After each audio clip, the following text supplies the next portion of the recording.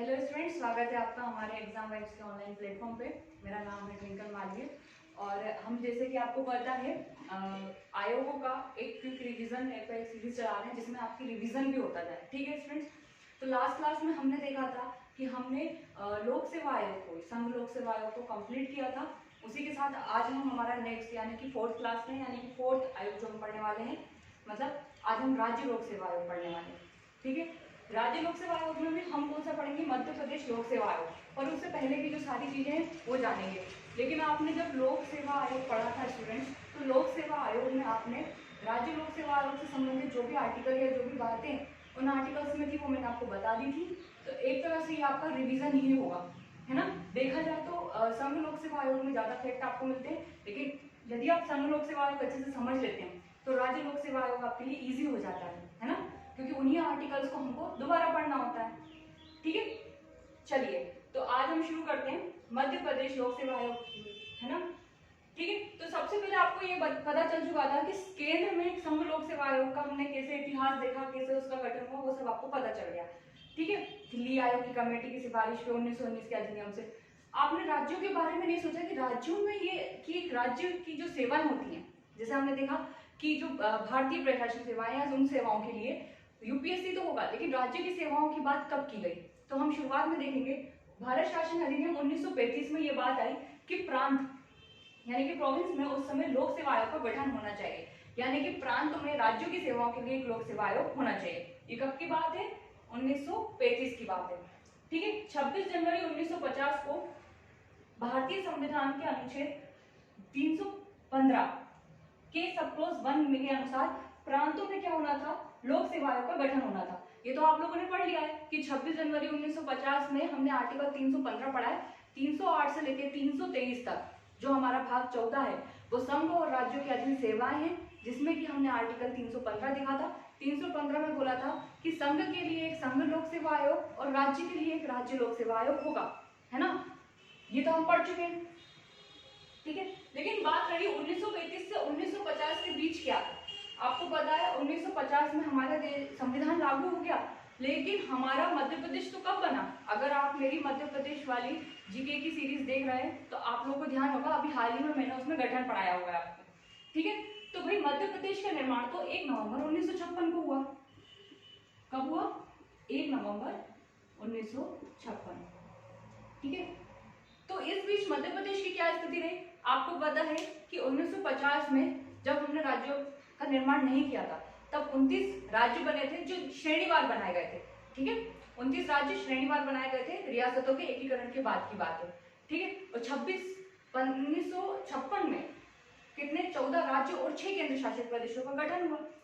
अब हम बात करेंगे मध्य प्रदेश की। तो मध्य प्रदेश में एमपीपीएससी में मध्य भारत आयोग था। आपको पता है, मैंने आपको बताया था मध्य प्रदेश जो है वो 4 तरीके के राज्यों से मिलकर बना था। ठीक है, उनमें जो मध्य भारत वाला है, जिसकी राजधानी मैंने आपको बताई थी इंदौर और ग्वालियर हुआ करती थी। ठीक है, वहां पर क्या था? एक मध्य भारत आयोग था। क्यों?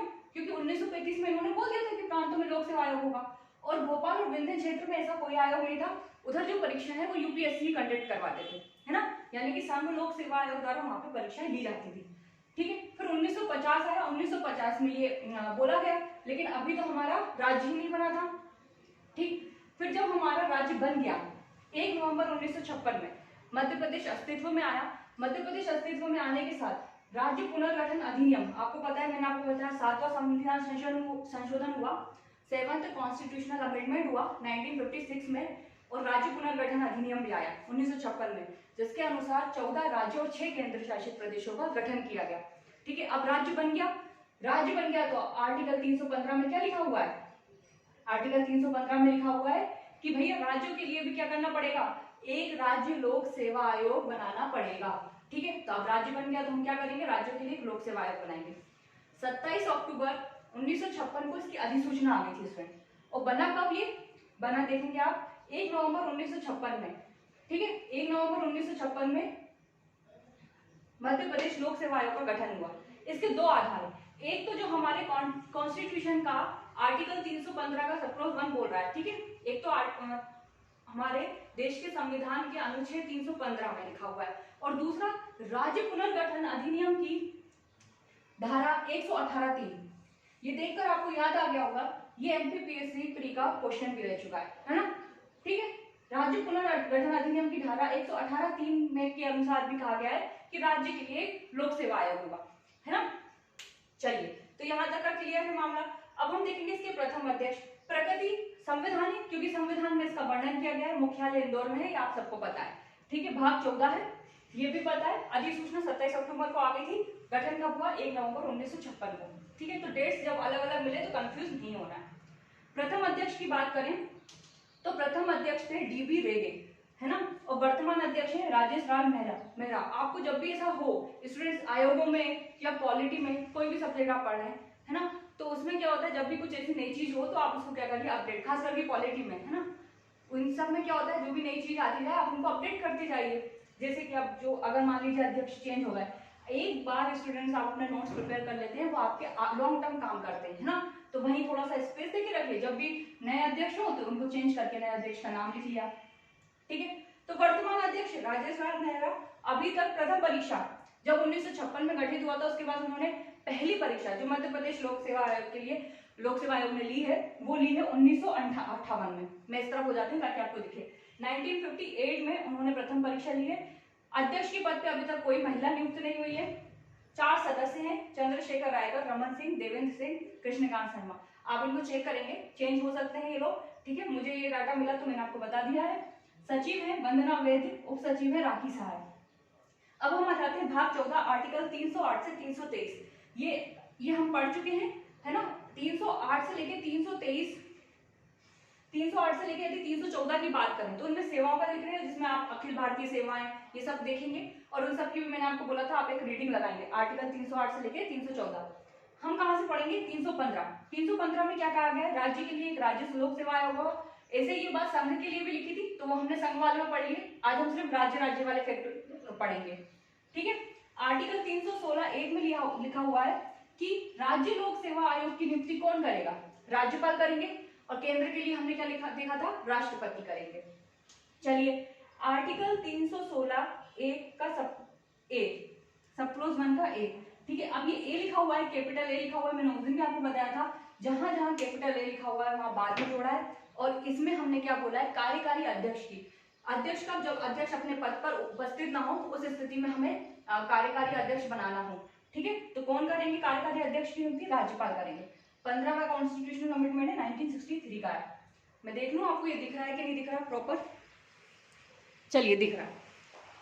अब आर्टिकल 316 का सब क्लोज 2 है पदावधि, है ना। यहाँ तो हमने देखिए 316(1) को पदावधि कितनी? 6 वर्ष। वहां पर भी 6 वर्ष देखी थी हमने संघ लोक सेवा आयोग के लिए। रिवीजन कनेक्ट करते चलिएगा, ठीक है, तो याद रहेगा। अधिकतम आयु वहां 65 देखी थी, यहाँ क्या है? 62। त्याग पत्र किसे देंगे? राज्यपाल को। ये तीनों बातें किसमें? आर्टिकल 316 के सब क्लोज 2 में। आर्टिकल 316 सब क्लोज 3, पुनः उसी पद पर नियुक्त नहीं। मैंने आपको बताया था जिस पद पर ये लोग जिस पद पे हो उस पद पे नियुक्त नहीं होंगे, या तो उससे एक अपर वाले में जाएंगे, ठीक है, या तो फिर अदर स्टेट में आ सकते हैं, लेकिन उस पद पर नियुक्त नहीं होंगे। ठीक है, जिस पद पे हैं। आर्टिकल 317 का क्लोज 1 बोलता है इनको हटाना। यहीं पर स्टूडेंट्स हम क्या हो जाते हैं? चुप जाते हैं। हमें लगता है नियुक्ति राज्यपाल कर रहे हैं, मैंने उस दिन भी आपको बताया था लास्ट क्लास में, तो राज्यपाल हटाएंगे, पर ऐसा नहीं होता। इनको हटाया किसके द्वारा जाता है? इनको हटाया जाता है राष्ट्रपति के द्वारा। अच्छे से याद रखना है, मध्य प्रदेश या राज्य लोक सेवा आयोग के अध्यक्ष की नियुक्ति और सदस्यों की नियुक्ति किसके द्वारा की जाती है? राज्यपाल के द्वारा। और इनको हटाया किसके द्वारा जाता है? राष्ट्रपति के द्वारा। ठीक है, राष्ट्रपति के द्वारा हटाया जाता है। साबित कदाचार, मतलब उनपे मिसबिहेवियर हो, प्रूवन मिसबिहेवियर। ठीक है, आर्टिकल 145 के तहत एससी सुप्रीम कोर्ट की जांच के बाद। ठीक है, यदि इस आर्टिकल को आप और डिटेल से पढ़ेंगे तो इन्होंने बताया है कि कदाचार में क्या क्या शामिल है ना। चलिए, हम यहाँ पर हम आपको इतना ही बता सकते हैं स्टूडेंट्स, इसलिए लिमिटेशन है। बाकी मैं आपको बता दूंगी कि इसके अंदर और क्या क्या चीजें रहती हैं। आर्टिकल 317 का सब क्लोज 2 बोलता है निलंबन। निलंबन यानी निलंबन किसके द्वारा किया जाएगा? राज्यपाल के द्वारा, है ना। 319 में सेवा शर्तें। देखिए, हमने उस दिन पढ़ा था सेवा शर्तें किसने सेवा शर्तों के लिए संसद द्वारा, मतलब राष्ट्रपति द्वारा नियम बनाए गए थे। यहाँ मध्य प्रदेश लोक सेवा आयोग की सेवा शर्तों के नियम बने 1973 में। ठीक है, 1973 में इसकी धारा 3 बोलती है। धारा 3 में क्या लिखा हुआ है? अधिकतम सदस्य संख्या 5। वहां हमने देखा था यूपीएससी के लिए कितनी है? 10। स्टूडेंट्स, ये क्वेश्चन है ये क्वेश्चन मुझे जहां तक याद है ये क्वेश्चन प्री 2020 का क्वेश्चन है, और ये क्वेश्चन मुझे जहां तक याद है ये वाला आपका प्री 2021 का क्वेश्चन है। आप देखेंगे ऐसे ये भी क्वेश्चन है।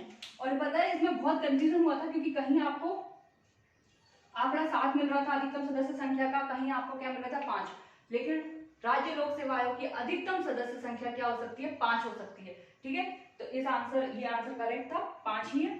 चलिए अब धारा 4, धारा 4 में वेतन बताया गया है। अध्यक्ष का वेतन किसके बराबर होगा, राजस्व विभाग के जो अध्यक्ष हैं उनके बराबर, और सदस्यों का जो राज्य लोक सेवा आयोग के सदस्य हैं उनका वेतन किसके बराबर होगा, जो राजस्व विभाग के प्रशासनिक सदस्य हैं उनके बराबर का होगा। यानी कि अध्यक्ष का वेतन अध्यक्ष के बराबर और सदस्य का वेतन प्रशासनिक सदस्यों के बराबर।